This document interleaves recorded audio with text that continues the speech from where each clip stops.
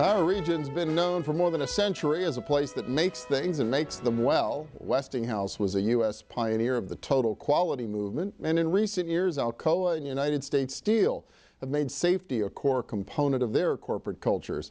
Well, Kent McElhattan is a kindred spirit. The chairman and co-founder of Industrial Scientific Corporation is currently chairing the National Safety Council. And welcome, good to see you. Thank you, Bill. Delighted to be here. Yeah, this is a pretty big deal. How did you come to get so involved with the National Safety Council that you wound up chairing it?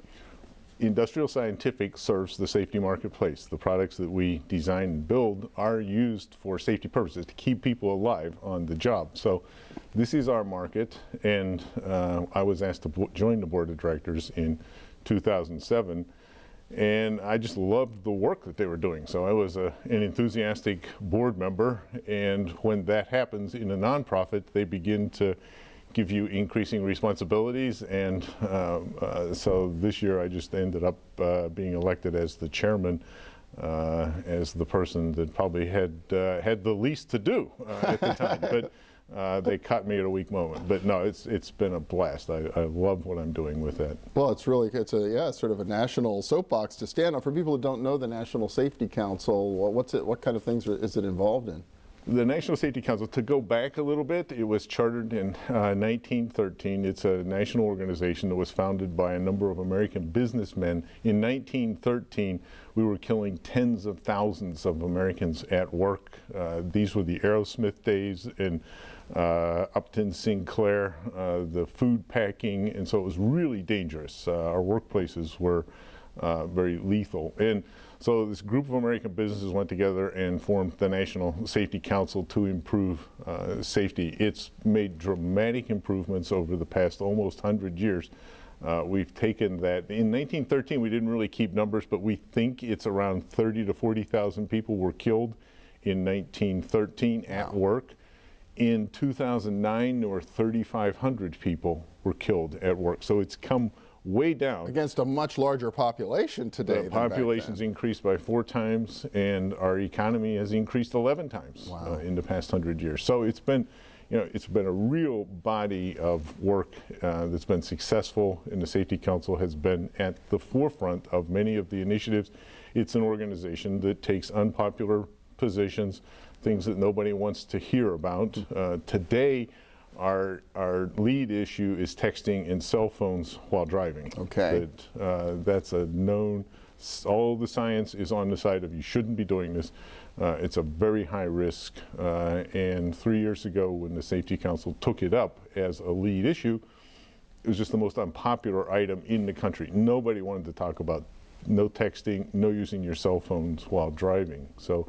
Well, and now I see neighboring states, Maryland, Delaware, have really clamped down on it. They can pull you over if they see text or being distracted by by holding a cell phone. Pennsylvania has yet to go down that path. Pennsylvania is a bit of a laggard in this. In fact, Pennsylvania is the National Safety Council's #1 target state because we have more opportunity in Pennsylvania to save more lives than any other state. If we can improve our laws and the population, that we have a large population in Pennsylvania, we have fairly weak laws. This is related to driving, right? This is related to teens becoming especially proficient. Teens. Yeah, okay. Yeah, it's basically all about teens, because teenagers is where they need to be in touch through texting with their friends. The urge is just so strong that if they're on a 20-minute drive, that's almost too long a period of time to be out of touch.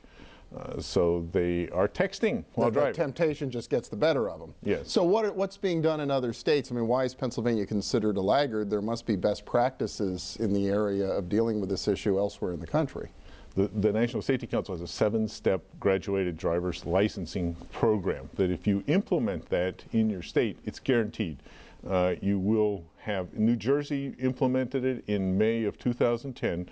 In fact, New Jersey went 1 step beyond and required that you put a little red bumper sticker on your car. If you have a 16-year-old son who's going to be driving your car has to have a little red bumper sticker on it announcing to everybody that there's an inexperienced driver possibly driving this car, And what's happened is everybody backs off. They give that person a little more room, recognizing they're not an experienced driver. I'm not going to crowd them too much. And New Jersey had an immediate 40% drop in the number of deaths of teenagers. 40% in less than a year? In 1 month. In 1 month?